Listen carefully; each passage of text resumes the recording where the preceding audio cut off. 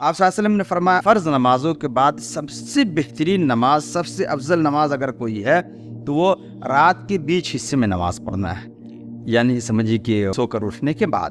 اسی طریقے سے نبی اکرم صلی اللہ علیہ وسلم نے ایک جگہ فرمایا اقرب ما یکون رب من العبد فی جوف اللیل الاخر، کہ رب اپنے بندے سے سب سے زیادہ قریب اس وقت ہوتا ہے جب رات کا بیچ کا حصہ ہو، یا جوف کہتے ہیں بیچ کو، لیکن سمجھیے کہ بیچ کے حصے کے بعد۔ جدید زندگی کا ٹرینڈ ایسا ہے کہ لوگ ٹی وی دیکھتے ہوئے، موبائل دیکھتے ہوئے، اور پھر باہر جا کر کھانے کا جو چلن چلا ہے، اس کے ہوتے ہوئے لوگوں کے لیے اب یہ ممکن نہیں ہوتا ہے کہ وہ 12 یا 1 بجے سے پہلے سو پائے، اور ظاہری بات ہے کہ جو لوگ 12 بجے اور 1 بجے سوئیں گے ان کے لیے فجر کے لیے بھی اٹھنا بہت مشکل ہے۔ اس لیے جو لوگ اپنے ایمان کی حفاظت کرنا چاہتے ہیں ان لوگوں کے لیے یہ بہت ضروری ہے کہ عشاء کے فوراً بعد جو ہے وہ سونے کی عادت ڈالیں، تاکہ فجر کے لیے اور فجر سے پہلے تہجد کے لیے وہ اٹھ سکیں۔ السلام علیکم ورحمۃ اللہ وبرکاتہ۔ عزیز ناظرین و ناظرات، تھرسڈے تفسیر کی نشست میں ایک بار آپ سب لوگوں کا دوبارہ استقبال ہے۔ سورہ جن کے خاتمے کے بعد میں آج انشاءاللہ تعالی ایک ہم قرآن مجید کی بہت ہی مشہور اور معروف سورہ المزمل کی تفسیر بیان کرنے جا رہے ہیں۔ اس کی تفسیر پر آنے سے پہلے کچھ تمہیدی باتیں انشاءاللہ تعالی میں آپ لوگوں کے سامنے رکھنا چاہتا ہوں۔ قرآن مجید کی یہ معروف صورتوں میں سے ہے کہ اکثر و بیشتر لوگ اس کی تلاوت کرتے ہیں، یاد بھی کرتے ہیں، اور تفاسیر میں یہ بھی آتا ہے کہ قرآن مجید میں پوری سورہیں جو نازل ہوئی ہے ابتدائی دور میں، مکی دور میں، اس میں سورہ مزمل اور سورہ مدثر ان دونوں صورتوں کا شمار کیا جاتا ہے۔ اور یہ بھی کہا گیا ہے کہ فترت وحی، مطلب اللہ کے رسول صلی اللہ علیہ وسلم کو سورۃ العلق کی جو پہلی 5 آیتیں وحی کی گئی تھی، اس کے بعد میں ایک بڑا درمیانی فاصلہ تھا، گیپ تھا، جس میں آپ صلی اللہ علیہ وسلم کے اوپر وحی کا سلسلہ بند ہو گیا، یا وحی دوسری نہیں آئی، جس سلسلے میں آپ بہت پریشان رہا کرتے تھے۔ اسی زمانے میں یا اس کے فوراً بعد جو ہے یہ دونوں صورتیں نازل ہوئی ہے، سورہ المزمل اور سورہ المدثر، اور اس کو حضرت جابر رضی اللہ تعالی عنہ کی جو حدیث آتی ہے صحیح بخاری اور صحیح مسلم میں، اس کے ساتھ میں بھی جوڑ کر یا متصل طور پر دیکھا جا سکتا ہے، کیونکہ اللہ کے رسول صلی اللہ علیہ وسلم جب غار حرا سے واپس پہنچے تو حضرت خدیجۃ الکبریٰ رضی اللہ تعالیٰ عنہا سے انہوں نے کہا کہ وہ ڈرے ہوئے تھے، اور انہوں نے جو بہت مشہور الفاظ ہے، تاریخی الفاظ ہے، زمیلونی زمیلونی، مجھے چادر اڑا دو، مجھے سردی کا احساس ہو رہا ہے، ڈر کا احساس ہو رہا ہے، اور وہیں سے یہ نام اللہ نے بہت ہی پیارے انداز میں اپنے رسول کو خطاب کیا ہے، یا ایھا المزمل، کہ اے چادر لپیٹنے والے۔ ایک بات مولانا یہ بھی سمجھ میں آتی ہے کہ مسلم معاشرے میں مزمل نام بہت کثرت کے ساتھ میں رکھا جاتا ہے، لیکن اس کو ہم مزمل گارتے ہیں، زے کے اوپر تجدید نہیں دیتی، جو غلط ہے۔ یہ نام دراصل میں مزمل ہے، مزمل نہیں ہے۔ تو یہ ایک بات میرے ذہن میں آئی تو میں نے سوچا آپ لوگوں کے سامنے رکھتا چلوں۔ اور مدثر ہے، وہ مدثر نہیں ہے۔ جو پہلی 5 آیات ہے جس کا انشاءاللہ تعالیٰ ہم لوگ آج احاطہ کریں گے، اللہ کے رسول کو بہت ہی پیارے انداز میں اللہ تعالیٰ نے مخاطب کیا ہے، اور اس کے بعد میں آپ کو رات کی نماز یعنی جو تہجد کی نماز ہے اس سلسلے میں ترغیب دی ہے۔ بلکہ یہ کہنا چاہیے، جیسا کہ مفسرین کا بھی بیان ہے، کہ تہجد اللہ کے رسول صلی اللہ علیہ وسلم پر فرض تھی، واجب کے درجے میں تھی، اور یہ بھی احادیث میں اور سیرت کے کتابوں میں آتا ہے کہ زندگی میں کبھی اللہ کے رسول صلی اللہ علیہ وسلم نے اس فرض کو ضائع نہیں ہونے دیا۔ یہ ایک بات ہے، لیکن جب تک نماز 5 وقت کی نماز فرض نہیں ہوئی تھی، اس وقت تک صحابہ پر بھی مفسرین یہ کہتے ہیں کہ نماز تہجد فرض تھی، اور نماز تہجد کے لیے جو وقت چنا گیا ہے وہ آدھی رات کے بعد سو کر اٹھنے کے بعد، ہاں، مطلب سو کر اٹھنے والی جو نماز ہوتی ہے اس کو تہجد کا نام دیا گیا ہے۔ اور اس سلسلے میں اور مزید باتیں انشاءاللہ تعالی ہم آپ لوگوں کے سامنے بیان کریں گے کہ قیام اللیل کیا ہے، تہجد کیا ہے، تراویح کیا ہے، اس کا بھی بیان آئے گا، اور اس کی مقدار بھی وہاں اللہ تعالیٰ نے مقرر کر دی تھی کہ آدھی رات یا آدھی رات سے کچھ کم یا آدھی رات سے کچھ زیادہ۔ اللہ تعالیٰ نے یہ حکم کیوں دیا، انشاءاللہ تعالیٰ اس کی حکمت پر بھی ہم غور کریں گے۔ اور پھر خاص جو حکم دیا گیا تھا کہ قرآن کو اس دوران عبادت یا نماز کے دوران جو ہے رتل قرآن ترتیلا، کہ اس کو ترتیل کے ساتھ میں پڑھے، ٹھہر ٹھہر کر سمجھ کر پڑھے. تو انشاءاللہ تعالیٰ اس کے اوپر ہم تفصیلی گفتگو کریں گے، اور اس کی جو حکمت بتائی گئی ہے یہ 5ویں آیت میں، سنلقی علیک قولا ثقیلا، کہ ہم آپ پر ایک قول ثقیل، ایک بھاری قول نازل کرنے والے ہیں. تو قول ثقیل کیا ہے؟ اس میں مفسرین کی بہت ساری آراء ہیں. انشاءاللہ تعالیٰ ہم اس کو بھی آپ کے سامنے بیان کریں گے. آج میرے ساتھ میں مولانا ندوی صاحب، عبدالستار ندوی صاحب موجود ہے. انشاءاللہ تعالیٰ آپ کا استقبال ہے. میں مناسب سمجھتا ہوں تلاوت اور ترجمہ جی، کیا جی، جائے. اعوذ باللہ من الشیطان الرجیم، بسم اللہ الرحمن الرحیم.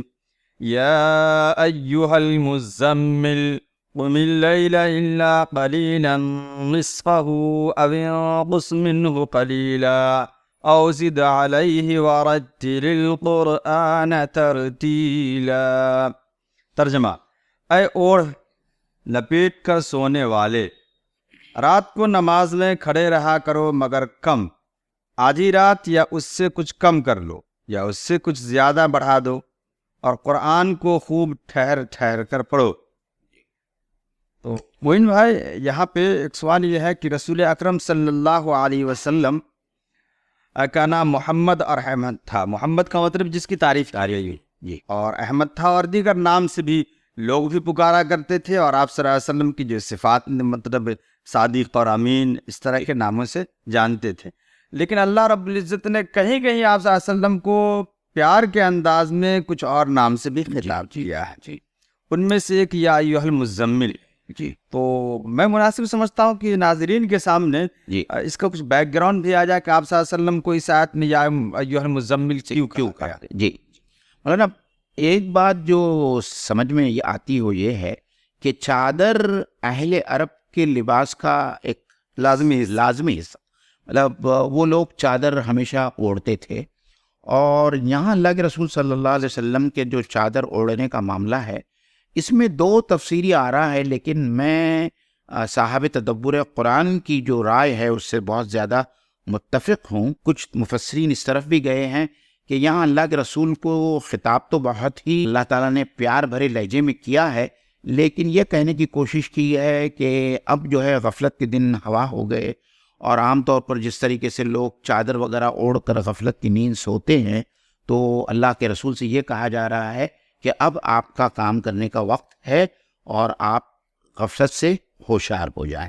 لیکن صاحب تدبر قرآن نے، اور میرے خیال سے مولانا مودودی نے بھی یہ رائے پیش کی ہے کہ اللہ کے رسول صلی اللہ علیہ وسلم کے اوپر جب یہ بار گراں آیا، مطلب دعوت کی جو ہے آپ کو ذمہ داری دی گئی، تو یہ ذمہ داری اتنی بڑی تھی، اور ایسے لوگوں کے درمیان یہ دعوت دینا تھا کہ جس کے اندر وہ خود الصادق اور الامین کے نام سے مشہور تھے، اور آپ کو بت پرستی کے خلاف اور ان کے جو عقائد تھے ان کے خلاف، شرک کے خلاف، کفر کے خلاف ان کو دعوت دینی تھی.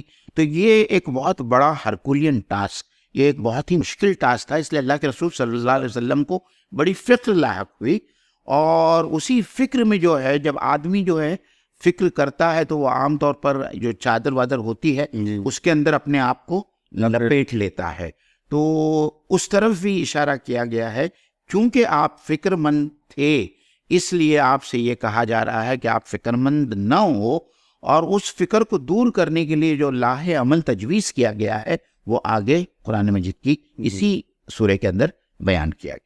تو ماشاءاللہ اچھی بات آ گئی. گویا کہ بعض مفسرین نے جو یہ کہا کہ غفلت کی نیند سے بیدار ہو جاؤ، جی، تو بہتر یہ تھا، بلکہ اکثر مفسرین نے اس پر سمجھے کہ استدراک بھی کیا اور کہا بھی ہے کہ رسول اکرم صلی اللہ علیہ وسلم نبوت سے پہلے بھی غفلت کی نیند نہیں سوتے تھی. جی، اسی لیے یہاں غفلت سے غفلت مراد نہیں ہے. صاحب تدبر نے بھی یہ بات کہی ہے کہ اس سے مراد یہاں غفلت نہیں ہے بلکہ آرام کرنے کا ایک انداز ہوتا ہے. جی، اور مزمل یعنی یا ایھا المزمل، آپ صلی اللہ علیہ وسلم کے چادر اوڑھنے کے 3 واقعات عام طور سے لوگ مفسرین بتاتے ہیں. جی، ایک تو پہلی وحی کے بعد آپ صلی اللہ علیہ وسلم نے اما خدیجہ کبریٰ رضی اللہ تعالی عنہا سے کہا کہ زمیلونی زمیلونی، تو یہ اس کی طرف بھی سمجھیے خطاب ہو سکتا ہے.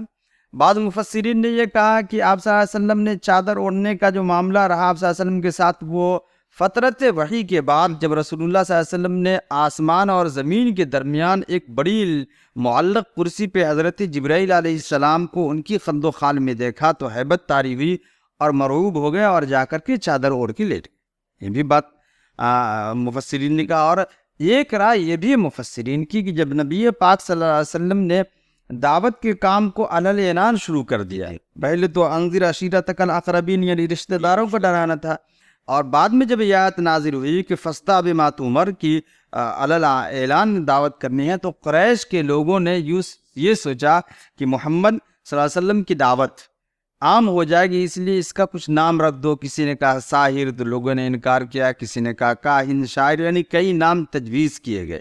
آپ صلی اللہ علیہ وسلم کو جب اس بات کی اطلاع ہوئی تو آپ صلی اللہ علیہ وسلم کافی فکر مند ہو گئے، اور فکر مند ہونے کی بات ہی تھی کہ جن کے درمیان وہ الصادق اور الامین کے نام سے مشہور تھے، جو آپ صلی اللہ علیہ وسلم کا نام بہت ادب و احترام سے لے رہے تھے، یک بیک ان کا مزاج اس طرح بدل جائے کہ آپ صلی اللہ علیہ وسلم کے لیے کوئی ایسا نام تجویز کرنا شروع کر دے جو آپ کو بدنامی کی طرف لے جائے، تو آپ صلی اللہ علیہ وسلم کو بہرحال فکر لاحق ہوگی. کوئی بھی انسان، کسی بھی انسان کو فکر لاحق. تو یہ سوچ کر کہ آپ صلی اللہ علیہ وسلم چادر میں لپیٹ کر سو گئے، تو اللہ رب العزت نے آپ صلی اللہ علیہ وسلم کو اس نام سے پکارا کہ یا ایھا المزمل، اے چادر میں لپٹے ہوئے.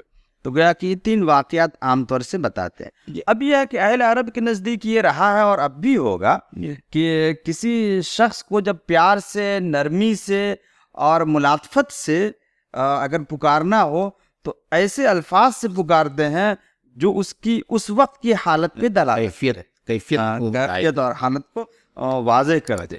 جیسے کہ نبی پاک صلی اللہ علیہ وسلم، ایک مرتبہ مدینہ کا واقعہ ہے یہ کہ نبی پاک صلی اللہ علیہ وسلم ایک مرتبہ حضرت فاطمہ رضی اللہ تعالی عنہا کے گھر گئے اور کہا کہ علی نہیں ہے.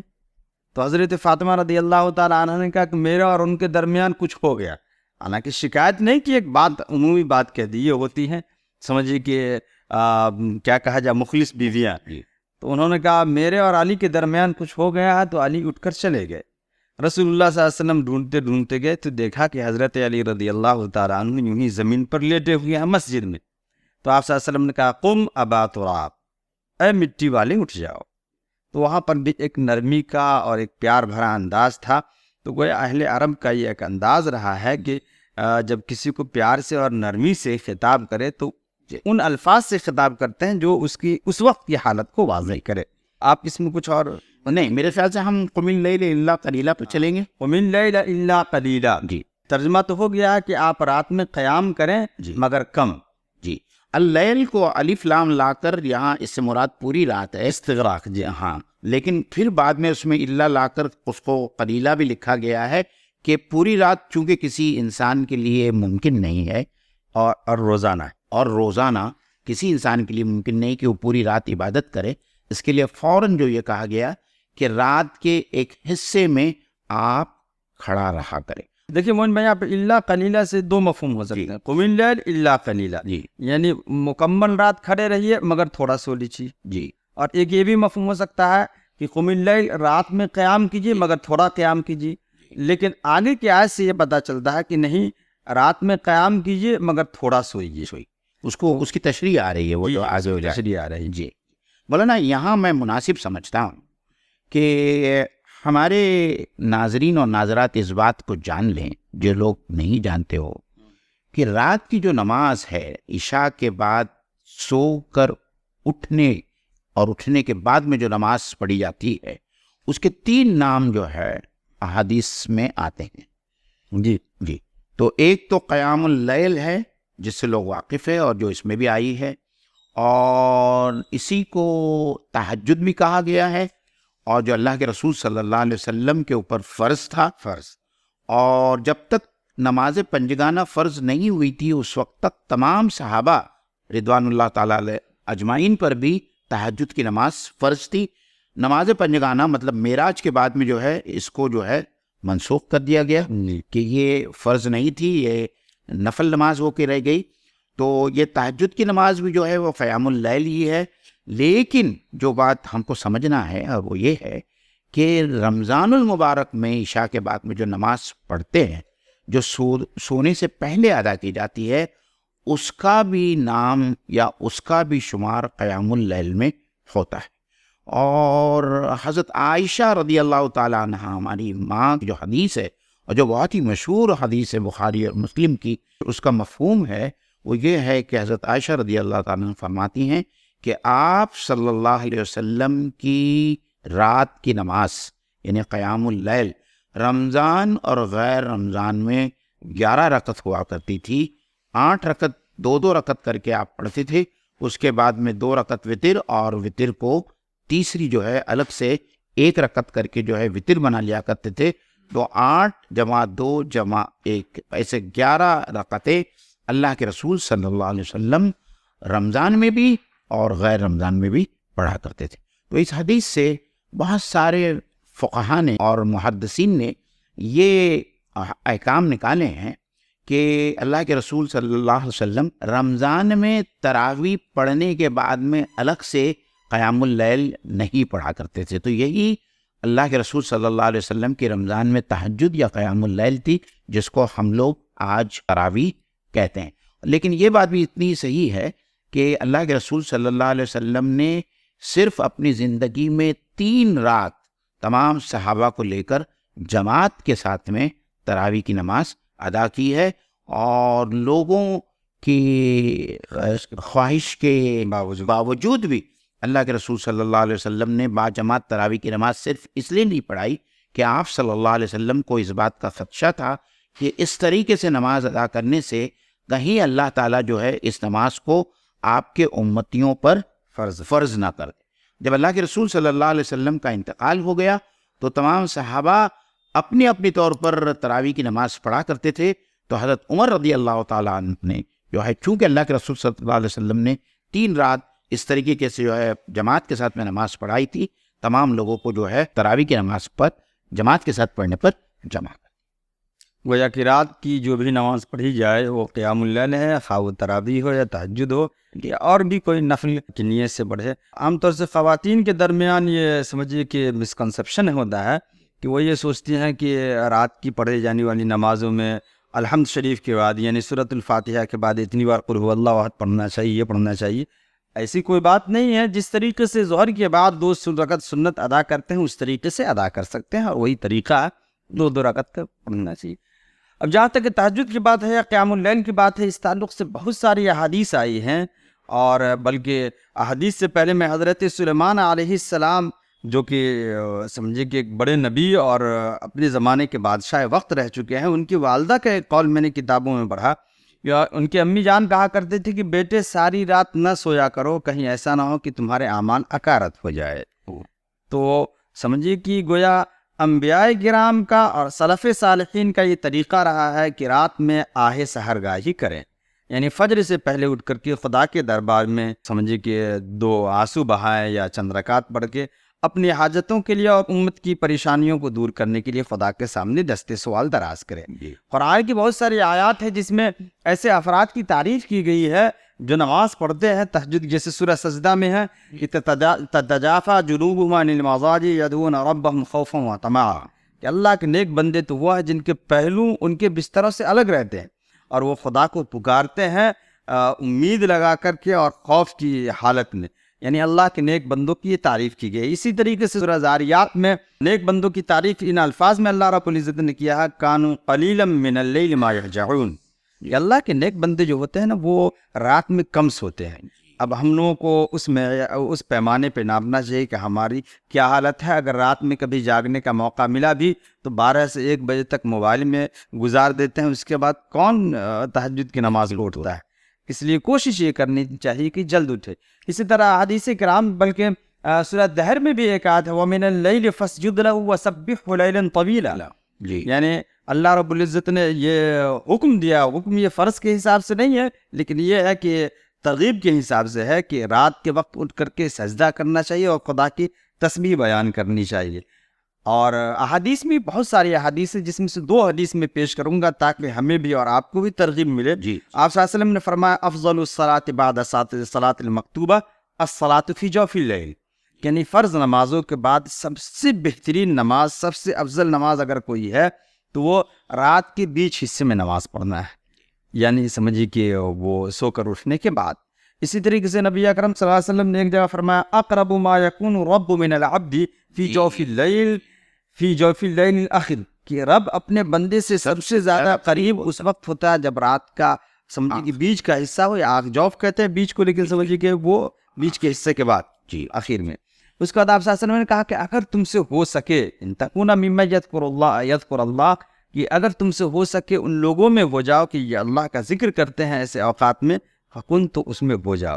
تو ہمیں یہ کوشش کرنی چاہیے، فی تلک الساعہ کا بھی لفظ آیا اسی حدیث میں کہ اگر تم سے ممکن ہو سکے کہ اس وقت میں خدا کو یاد کرو تو ضرور اس میں ہو جاؤ۔ اور رسول اکرم صلی اللہ علیہ وسلم نے ایک بار کہا بھی کہ دیکھو تم اس شخص کی طرح نہ ہو جاؤ جو رات میں پہلے اٹھا کرتا تھا، خدا کے سامنے گڑ گڑایا کرتا تھا، اب اس نے چھوڑ دیا۔ یعنی تہجد کے لیے اٹھے بھی تو ایک معمول بنا لینا چاہیے کہ ہم روزانہ اٹھیں گے، خواہ کم وقت کے لیے ہی کیوں نہ، ایک دن بہت وقت دے دیں اور دوسرے دن بلکہ کئی مہینوں تک وقت نہ دیں تو پھر یہ قابل تعریف نہیں ہے۔ آپ صلی اللہ علیہ وسلم نے کہا کہ سب سے اچھا عمل اللہ کے نزدیک وہ ہے جو تواتر کے جی جو کم ہو مگر تواتر کے ساتھ۔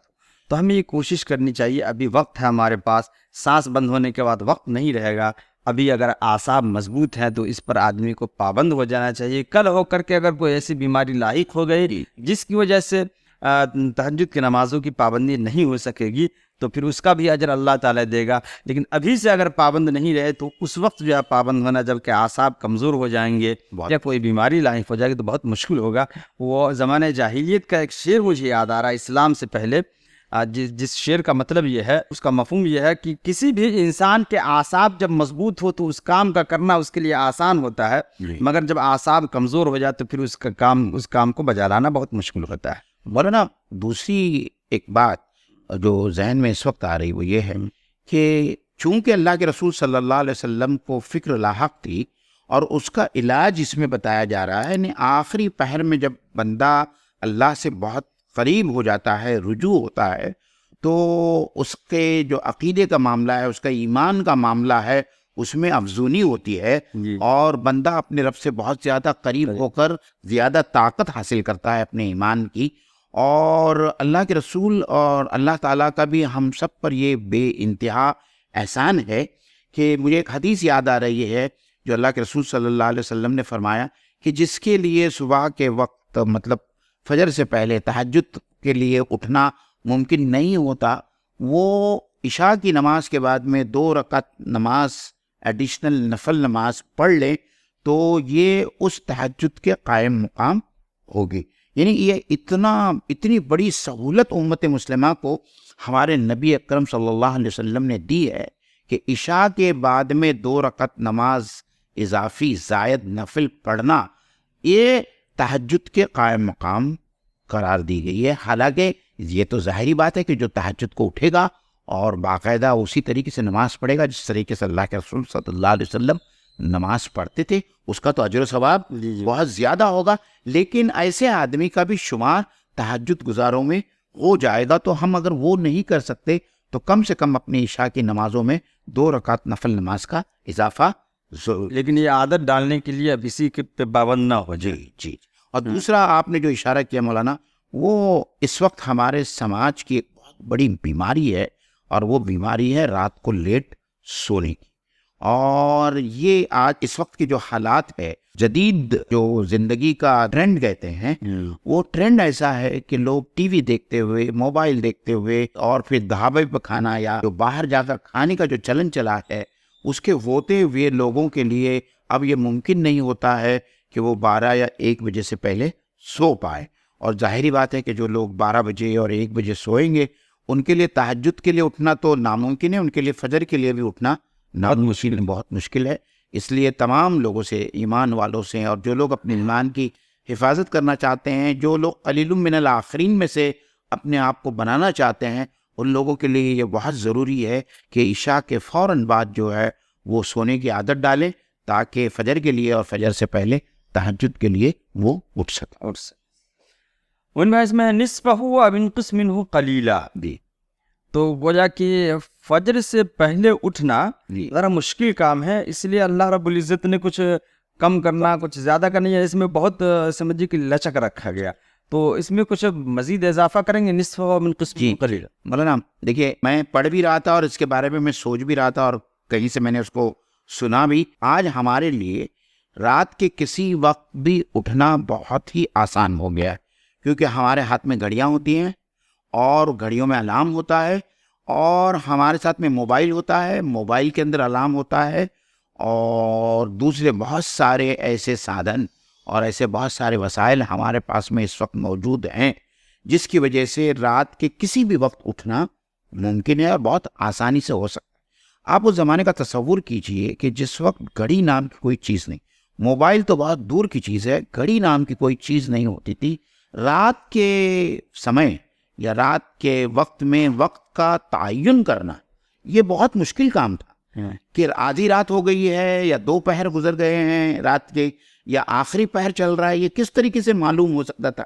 اس لیے اللہ تعالیٰ نے یہ فلیکسیبلٹی اور یہ لچک رکھی ہے کہ اگر نصف رات سے تھوڑا بعد میں یا تھوڑا آگے جب بھی آپ اٹھیں گے تو تہجد کا حق ادا ہو جائے گا اور آپ کی وہ نماز تہجد کی نماز کہلائے گی. تو میرے خیال سے یہ خاص مواقع کے لیے جو ہے اللہ تعالیٰ نے اللہ کے رسول اور آپ کے ساتھ میں اس وقت تک, جب تک کہ وقت کا تعین کرنا ممکن نہیں تھا, اللہ تعالیٰ نے بہت ہی بہترین جو ہے سہولت تمام امت مسلمہ کو اس وقت دی تھی. آج تو ہمارے لیے کوئی مسئلہ ہی نہیں ہے مولانا. بلکہ آپ کی بات میں مکمل کر دوں, آپ نے یہ کہا کہ آج ہمارے لیے مسئلہ نہیں, گھڑی تک بات آئی. میں یہ کہتا ہوں کہ اٹھنے کے بعد بھی جی ہمارے لیے کوئی مسئلہ نہیں.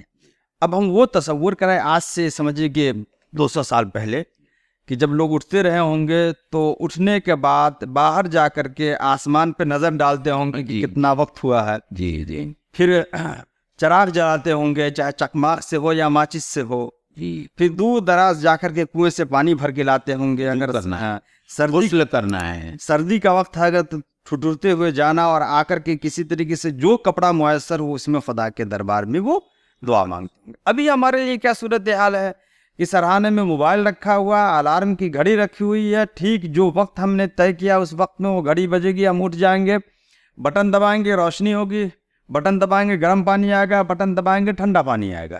گھر سے باہر بھی نہیں جانا ہے, اور گھر کا فرش ایسا ہے اور اتنا پاک و صاف ہے کہ بغیر جانواز کی بھی اس پہ نماز ادا کر سکتے. جی جی مولانا, بڑی پیاری اتنی سہولت ہے کہ ہم سوچ نہیں سکتے ہیں کہ پہلے کے لوگ کتنی مشقتوں کے بعد تہجد میں اٹھ کر کے خدا کے یہاں سمجھیے کہ خدا کے دربار میں آنسو بہاتے رہیں گے. آج ہمارے لیے اتنی سہولتیں ہیں کہ اللہ تعالیٰ ان نعمتوں کے بارے میں ہم سے سوال کرے گا. لَتُسْأَلُنَّ يَوْمَئِذٍ عَنِ النَّعِيمِ, یعنی یہ زمانہ شکر کا زمانہ ہے. جی ہم تو یہی بات بیان کی, اتنا ہی نہیں بلکہ ہم یہ بھی دیکھیں کہ ہمیں تو وہ چیزیں میسر ہیں کہ پہلے زمانے کے بادشاہوں کو بھی میسر نہیں تھی. جی جی جتنا ٹھنڈا پانی ہم جیسے مطلب ایک نارمل غریب گھرانے کے لوگوں کے یہاں بھی جتنا ٹھنڈا پانی فریج کا وہ مل جائے گا گرمی میں, اس زمانے میں بادشاہوں کے مٹکے میں نہیں ملتے رہے ہوں گے. مولانا, حقیقت تو یہ ہے کہ ان تمام وسائل نے اور جو آج کل کی زندگی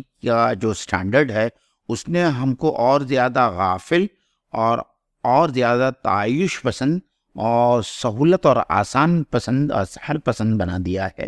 اور اے سی میں جب آدمی سوتا ہے تو ظاہری بات ہے کہ اس کو ایسی گہری نیند لگتی ہے, اور اس لیے بھی لگتی ہے کہ وہ کھانا بہت لیٹ کھاتا ہے, رات کا کھانا ڈنر بہت لیٹ کھاتا ہے اور زیادہ کھاتا ہے, اور پھر اے سی کے اندر سو جاتا ہے. تو یہ اللہ تعالیٰ کی جتنی تمام نعمتیں ہیں اور سہولتیں ہیں, اس کے اوپر شکر کرنے کی بجائے اس پر غفلت طاری ہو جاتی ہے اور اللہ تعالیٰ کی گرفت کا جو ہے وہ حقدار ہو جاتا ہے. لیکن مومن بھائی, یہ جو آپ نے بتایا کہ شکر کرنے کے بجائے غفلت طاری ہوتی ہے, آپ نے بالکل جو حالات ہیں ابھی ہم لوگوں کو اس کی آپ نے سمجھے عکاسی کر دی, لیکن اس کا علاج بھی تو ضروری. بالکل. تو علاج کا سمجھے کہ مداوع یہی ہے جو ہم اور آپ بیٹھ کر کے درس قرآن کرتے ہیں, قرآن کی باتیں سمجھاتے ہیں, احادیث کی تذکیر کرتے ہیں, کبھی ہم کرتے ہیں کبھی آپ کرتے ہیں, تو یہی چیزیں یاد دہانی اور یہی چیزیں اس کا علاج ہے. بالکل. تو ہمیں چاہیے کہ ہم ایسے سمجھیے کہ ایسے دروس سے اور ایسی محفلوں سے جڑے رہیں جن محفلوں میں آخرت اور خدا کی باتیں ہوتی ہیں. جی انشاءاللہ. جی آگے چلیں. اوزد علیہ ورتل القرآن ترتیلا. تو میں یہ سمجھتا ہوں اوزد علیہ کی تھوڑی تشریح کر دیں, اس کے بعد ورتل القرآن. اوزد علیہ اس کی تفسیر آ گئی ہے, لیکن بس یہ ہے کہ جو اللہ رب العزت نے طے کیا ہے رات کا حصہ, جی اس میں تھوڑا سا اضافہ کر سکتے ہیں. کم کر سکتے ہیں، زیادہ کر سکتے ہیں، لیکن سمجھے کہ ایک معیار نے اللہ نے بنا دیا ہے کہ آدھی رات سے کچھ کم بھی ہو سکتا ہے، کچھ زیادہ بھی ہو سکتا ہے. اور اس زمانے میں تو سمجھے کہ آدھی رات کیا کہ چند منٹ بھی ہم نہیں جاگ پاتے ہیں، تو کم سے کم جتنا میسر ہو اتنا ہم کر لیں. جیسا کہ مومن بھائی نے کہا بھی کہ اگر وہ بھی میسر نہ ہو تو عشاء کے بعد ہی 2 رکعت نماز ادا کر لیں. ورتل القرآن ترتیلا، اور قرآن کو ترتیل کے ساتھ پڑھیں. مومن بھائی تھوڑی سی اس میں تشریح ہو جائے ذرا. جی مولانا، یہ بہت ہی اہم آیت ہے، اس لحاظ سے قرآن کے حقوق کے لحاظ سے یہ بہت ہی اہم آیت. یہاں اللہ کے رسول سے کہا جا رہا ہے کہ اے میرے پیارے محبوب رسول، قرآن مجید کو خوب ٹھہر ٹھہر کر پڑھیں. اور صحابہ سے جو اقوال ہم کو ملتے ہیں، اللہ کے رسول صلی اللہ علیہ وسلم کا جو قرآن پڑھنے کا طریقہ تھا، بہت ہی لحن اور بہت ہی لے کے ساتھ میں آپ پڑھتے تھے. اور آپ اس طریقے سے پڑھتے تھے کہ ایک ایک لفظ موتی کی طرح الگ سے جو ہے نمایاں ہو کر نظر آتا تھا، اور آپ خوب طول دے کر جو ہے ایک ایک آیت کو ٹھہر ٹھہر کر پڑھتے تھے. یعنی ایک آیت کے بعد میں آپ توقف کرتے تھے. ایک بات. دوسری بات یہ ہے کہ بعض آیتوں کے جو الفاظ تھے ان کو مد کے ساتھ، جی رحمان، رحیم، اللہ، ایسے مد کے ساتھ میں مطلب اس کو کھینچ کر اللہ کے رسول صلی اللہ علیہ وسلم پڑھتے تھے. اور ترتیل میں جو خاص بات جو سمجھنے کی ہے وہ یہ ہے کہ اللہ تعالیٰ کا منشا ہے کہ ہم سب اللہ کے بندے اس کے کلام کو خوب خوبصورتی کے ساتھ میں ٹھہر ٹھہر کر اس لیے پڑھے کہ قرآن مجید کے جو الفاظ ہیں وہ تو صاحب لغت تھے اور وہ تو ان کی مادری زبان تھی، عربی زبان. اس کے باوجود بھی اور اللہ کے رسول سے یہ بات کہی جا رہی ہے کہ آپ خوب ٹھہر ٹھہر کر پڑھیں. تو ہم اور تم اور آج کا جو مسلمان ہے اس نے اپنے بارے میں سوچنا چاہیے کہ اس کو قرآن مجید کو کس طریقے سے پڑھنا چاہیے. اور مزید یہ بھی آتا ہے مولانا اللہ کے رسول صلی اللہ علیہ وسلم کی قرات یا تلاوت سے متعلق کہ جب اللہ کی عظمت کا بیان آتا تھا تو آپ تسبیح کیا کرتے تھے، جب نعمتوں کا بیان آتا تھا تو اللہ کے رسول صلی اللہ علیہ وسلم شکر ادا کرتے تھے، جب اللہ تعالیٰ کے عذاب کا بیان آتا تھا تو آپ جو ہے اللہ تعالیٰ کے عذاب سے پناہ مانگتے تھے. اور کئی دفعہ تو ایسا ہوتا تھا کہ ایک ایک آیت کو اللہ کے رسول بار بار بار بار جو ہے دہراتے تھے. وہ جو سورہ مائدہ کی جو مشہور آیت ہے جس کے بارے میں یہ آتا ہے کہ اللہ کے رسول تہجد میں اسی آیت کو صبح ہونے تک، فجر ہونے تک جو ہے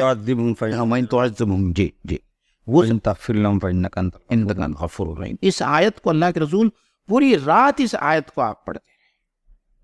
عزیزان گرامی، ناظرین اکرام، میں آپ سے ایک بات جاننا چاہتا ہوں. یہ ایک بہت اہم پہلو ہے جس کی طرف نعمان علی خان نے اشارہ کیا ہے.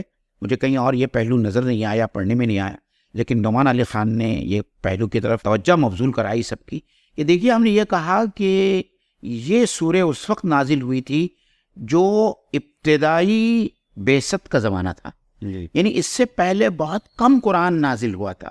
مطلب اولین نازل ہونے والی چند صورتوں میں جیسے کہ سورہ مدثر، سورہ مزمل، سورہ فاتحہ، سورہ علق کی کچھ آیتیں اور کچھ دوسری صورتیں نازل ہوئی تھی. مطلب بہت ہی قرآن کا ایک چھوٹا حصہ اللہ کے رسول کنٹینیوسلی 3 گھنٹے اور 4 گھنٹے اس کے اوپر صرف کرتے تھے، لگاتے تھے. تو کتنا اللہ کے رسول صلی اللہ علیہ وسلم دل جمعی کے ساتھ میں یہ قرآن کا چھوٹا سا حصہ پڑھتے ہوں گے، اس کا آپ اندازہ کیجئے. اور آج ہمارا یہ حال ہے کہ ہمارے حفاظ کرام جو ہے ایک جز تراویح کی نماز میں 55 منٹ سے لے کے تو 1 گھنٹے میں جو ہے پورا جز جو ہے ختم کرتے ہیں. تو کہاں تو اللہ کے رسول صلی اللہ علیہ وسلم کی وہ نماز ترتیل کے ساتھ میں، اور کہاں آج کی تراویح میں جو ہمارے حفاظ کرام اور ہمارا بھی معاشرے کا بھی وہی حال ہے کہ ہم میں سے بہت سارے لوگ ایسے ہیں جو تراویح کی نماز اس مسجد میں پڑھنا چاہتے ہیں جہاں سب سے کم وقت میں تراویح کی نماز ختم کی جاتی ہے. اور باقاعدہ بعض اوقات یہ بھی ہوتا ہے کہ حفاظ کرام پر پریشر لایا جاتا ہے کہ آپ بہت آہستہ آہستہ پڑھ رہے ہیں، سلو پڑھ رہے ہیں، آپ رفتار آپ کی بڑھائیں تاکہ تراویح کی نماز جلد از جلد ختم ہو۔ ان للہ و انا الیہ راجعون۔ اور کیا ہم میں سے کوئی شخص قرآن مجید کو اس طریقے سے پڑھتا ہے جیسا کہ اس کا حق ہے، جیسا کہ اللہ کے رسول صلی اللہ علیہ وسلم سے ثابت ہے کہ ہم اللہ تعالیٰ کا شکر ادا کریں؟ جہاں اس کی نعمتوں کا بیان ہے، جہاں عذاب کا بیان آتا ہے، وہاں اللہ تعالیٰ سے ہم پناہ مانگے۔